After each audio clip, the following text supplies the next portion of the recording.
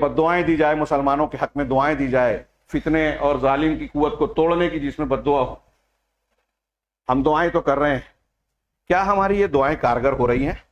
آج کے خطبے میں میں یہ بیان کرنا چاہتا تھا لیکن موقع نہیں ہے، صرف اشارہ ہی کر پاؤں گا کہ دعاؤں کے تعلق سے بھی ہم یہ تو کہتے ہیں دعا کرو، لیکن دعا کے آداب، دعا کے احکام، دعا کے قبول ہونے کی شرطیں کیا ہیں؟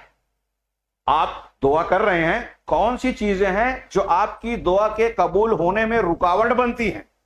یہ قرآن و حدیث میں بالکل واضح اور صاف بیان کیا گیا. یہاں بھی ہم ان چیزوں کو نہیں چھیڑتے.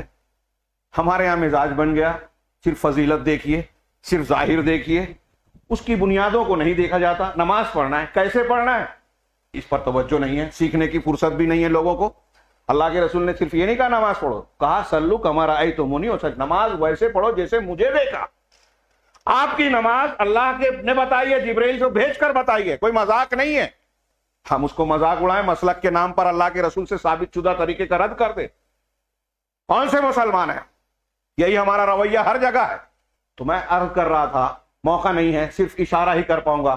میرے ہاتھ میں جو کاغذ ہے اس سلسلے کی دلیلیں ہیں کہ دعا کے قبولیت کی کچھ شرطیں ہیں، قبول نہ ہونے کی کچھ اسباب ہیں. قبولیت کے لیے بندہ، اس بندے کی دعا زیادہ قبول ہوگی جو ایمان میں زیادہ بہتر ہو. وَإِذَا سَأَلَكَ عِبَادِي أَنِّي فَإِنِّي قَرِيبٌ أُجِيبُ دَعْوَةَ الدَّاعِ إِذَا دَعَانِ فَلْيَسْتَجِيبُوا لِي وَلْيُؤْمِنُوا بِي لَعَلَّهُمْ يَرْشُدُونَ. کہ جب بندہ میرے بارے میں پوچھے تو کہہ دو کہ میں قریب ہوں، مطلب علم سے، مدد سے. اللہ کی ذات عرش پر ہے، اللہ کی ذات ہر جگہ نہیں ہے جیسا کہ کچھ لوگوں کا غلط عقیدہ ہے. میں قریب ہوں. جب کوئی دعا کرنے والا دعا کرتا ہے تو میں اس کو قبول کرتا ہوں، جواب دیتا ہوں. لہذا لوگوں کو چاہیے کہ میری فَلْيَسْتَجِيبُوا لِي، میری باتوں کو مانیں، اطاعت کریں اور مجھ پر ایمان لائے. وَلْيُؤْمِنُوا بِي. تو لوگوں نے کہا دعا کی قبولیت کی یہ دو شرطیں ہیں: اللہ کے دین پر عمل کرنا اور اس پر ایمان رکھنا. یہ ایک دو بتایا. اسی طرح صحیح مسلم کی ایک لمبی حدیث ہے.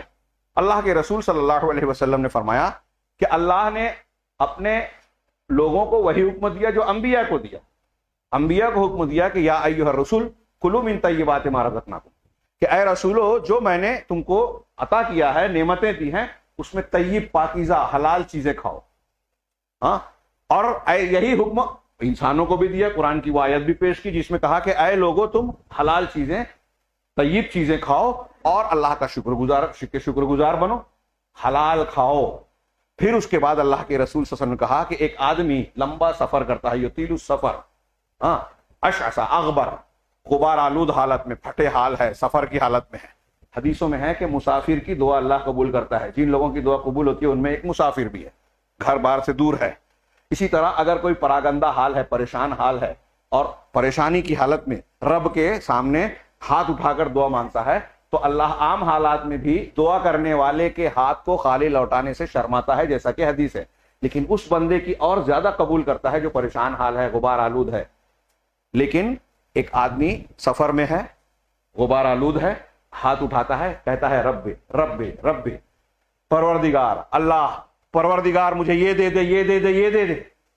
لیکن اللہ کے رسول نے فرمایا ملبسہ حرام، مطعمہ حرام، وغذی بالحرام فأنی یستجاب لہ.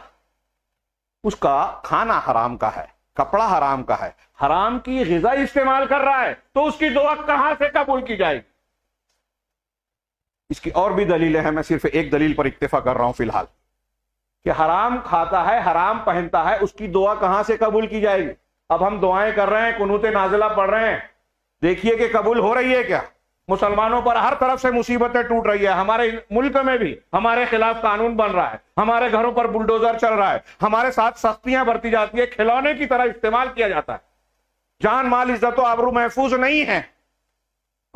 لیڈران اور بڑی بڑی شخصیات نشانہ آرام سے بنائے جا رہے ہیں. آج بڑے بڑے لیڈر بن رہے ہیں تو ہمارے مسلمان تو ویسے ہی بے قوت مانے جاتے ہیں. اب اس سلسلے میں ہم دعا کرتے ہیں، ہماری مائیں بہنیں گھروں میں دعائیں کرتی ہیں. ہمیں لگتا ہے کچھ لوگ شکایت کرتے ہیں سوشل میڈیا پہ کہ گھر توڑے جا رہے ہیں، مصیبتیں آ رہی ہیں، بم برسائے جا رہے ہیں مسلمانوں پہ، اللہ کی مدد کہاں ہے؟ ان کا جواب شیخ محمد امین کی زبان میں کہ تم اللہ کے دین کی طرف پلٹو، اللہ تمہارے ساتھ ہوگا. تم ایسے بننے کو تیار ہی نہیں ہوگا جو اللہ تمہاری دعا قبول کرے. سودی لین دین کرنے والا توبہ کرنے کو تیار نہیں ہے، بے ایمانی کرنے والا، بہن اور بیٹی کا حق مارنے والا اپنا ان کا حق دینے کے لیے تیار نہیں ہے. آپ کی دعا کیسے قبول کرے گا اللہ تعالیٰ؟ صاف اعلان کر چکا ہے. اسی طرح صحیحین وغیرہ میں روایتیں موجود ہے کہ اللہ تبارک و تعالیٰ دعا کرنے والے کی دعا کو قبول کرتا ہے جب تک وہ گناہ کا مطالبہ نہ کرے، دعا نہ کرے اور رشتہ نہ کاٹتا ہو. مطلب اگر کوئی دعا کرنے والا ایسے ہی دعا مانگ رہا ہے جس میں گناہ ہے، کسی کے حق تلفی ہو رہی ہے، تو قبول نہیں ہوگی. اسی طرح اگر اس نے رشتہ کاٹا ہے، بھائی سے، بہن سے، والد سے، والدہ سے، کسی اور سے رشتہ تعلق کاٹ لیا ہے، تعلق جوڑنے کی بجائے کٹ کر لیا ہے، قطع رحمی کیا ہے، تو دعا قبول نہیں ہوتی. دعا قبول نہیں ہوتی. اب ہمارے یہاں جو بیٹھے ہیں ہم میں سے ہر شخص اپنے گریبان میں جھانکے ہمارے کتنے رشتہ داروں سے ہمارے قطع تعلق ہے. اور دین اکثر بیشتر کا قطع تعلق بھی ہوتا ہے انا کی بنیاد پر. اس نے میرے ساتھ ایسا کیا، میرے ساتھ ویسا کیا، دین کی بنیاد پر نہیں. اللہ کے رسول صلی اللہ علیہ وسلم نے اپنی ذات کے لیے کبھی انتقام نہیں لیا، لیکن دین کے لیے کوئی کچھ کرتا تھا تو آپ ناراض ہوتے تھے. آج ہمارے گھروں میں ہم دیکھتے ہیں بچے گناہ کا کام کریں، نماز نہ پڑھیں، ہماری پیشانی پہ بل نہیں آتا، لیکن تھوڑی سی بے ادبی کر دے میں معاف نہیں کریں گے، شادی بیاہ میں نہیں، میت میں شریک نہیں ہوں گے. ہمارا پیمانہ ہی بدل گیا. دین ہماری زندگی میں ہے ہی نہیں، دکھاوے کا ہے، رسم کا ہے. کچھ چیزیں کر کے ہم سمجھتے ہیں کہ جنت ہم نے پکڑ رکھی ہے، پھر کچھ بھی کریں. اسی طرح اگر کوئی شخص گناہوں میں ملوث ہے تو دعائیں قبول نہیں ہوتی. اس لیے دعا کے آداب شرائط میں سے یہ ہے کہ ہم گناہوں سے توبہ کریں، خوب توبہ کریں، استغفار کریں.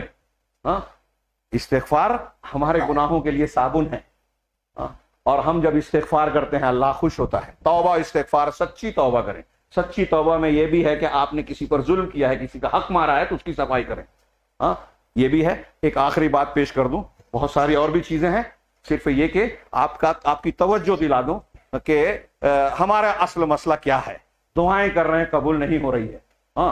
ہم محنت کر رہے ہیں، احتجاج کر رہے ہیں، لیکن وہ کام نہیں کر رہے ہیں جو شریعت نے بتایا ہے کہ آپ کے مسائل کیسے حل ہوں گے. اللہ آپ کی مدد کب کرے گا، آپ کی حفاظت کب کرے گا. اللہ کی قسم اگر اللہ رب العالمین نے ہمارا ساتھ دیا، معیت مل گئی اس کی رحمت اور نصرت، تو کوئی بم، کوئی میزائل، کوئی طاقت ہمارا کچھ بگاڑ نہیں سکتی. یہ ہمارا یقین ہونا چاہیے کہ سیدنا ابراہیم کو جس طرح اکیلے تھے، پوری قوم اور نمرودیت نے کچھ نہیں، بال بھی کا نہیں کیا، ایسے ہی اللہ ہم کو بھی بچا سکتا ہے.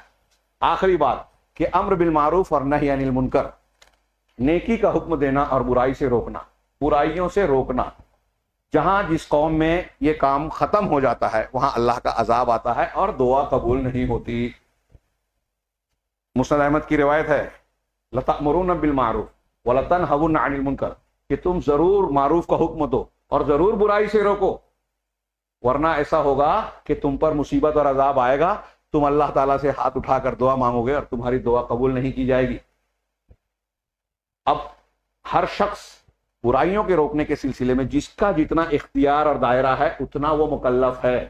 مثال کے طور پہ گھر کا بڑا ہے تو آپ کا بچہ کوئی گناہ کر رہا ہے، آپ کی بیوی کوئی غلط کام کر رہی ہے، آپ کی بیٹی یا آپ کا چھوٹا بھائی اگر کوئی شریعت کی مخالفت کر رہا ہے تو آپ کا فرض ہے کہ اسے روکے.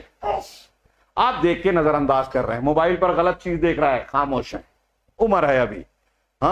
پتہ چلا ہماری بچیاں کالج میں جو ہے بے پردہ جا رہی ہیں اور ایسے ایسے معاملات ہو رہے ہیں جو شریعت کے خلاف ہیں. عمر کا تقاضا ہے، کالجوں میں تو ہوتا ہے، آج کل یہ سب چلتا ہے.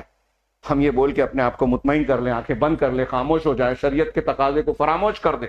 ہم اللہ کے عذاب کو دعوت دے رہے ہیں.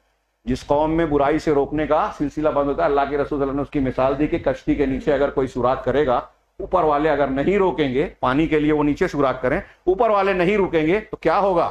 جب کشتی میں سوراخ ہوگا، پانی اندر آئے گا، کشتی ڈوبے گی تو صرف نیچے والے نہیں ڈوبیں گے بلکہ پوری کشتی کے لوگ ڈوبیں گے. تو گناہ کرنے والے، آپ کا بھائی بیٹا نماز نہیں پڑھ رہا ہے اور آپ اس کو نہیں روک رہے ہیں تو وہ آپ کی کشتی میں سوراخ کر رہا ہے، آپ کے گھر اور سماج کو کے لیے عذاب کی دعوت دے رہا ہے اور آپ چپ ہیں. جب وہ ڈوبے گا تو آپ بھی ساتھ میں ڈوبیں گے. تو ہمیں ان مسائل میں جذباتی ہو کر صرف وقتی نتائج پر نہیں پہنچنا چاہیے. ٹھیک ہے وقتی طور سے مدد کی ضرورت ہے، ہر مسلمان کے اوپر فرض ہے کہ آپ اگر کوئی دوسری مدد نہیں کر سکتے تو کم سے کم دعا ضرور کریں، مسلمانوں مظلومین کے حق میں، ظالموں کے خلاف میں، یہ دعا کرنا فرض ہے ہر مسلمان کے لیے، لہٰذا ہمیں یہ کرنا چاہیے، نازلہ وغیرہ پڑھنا چاہیے،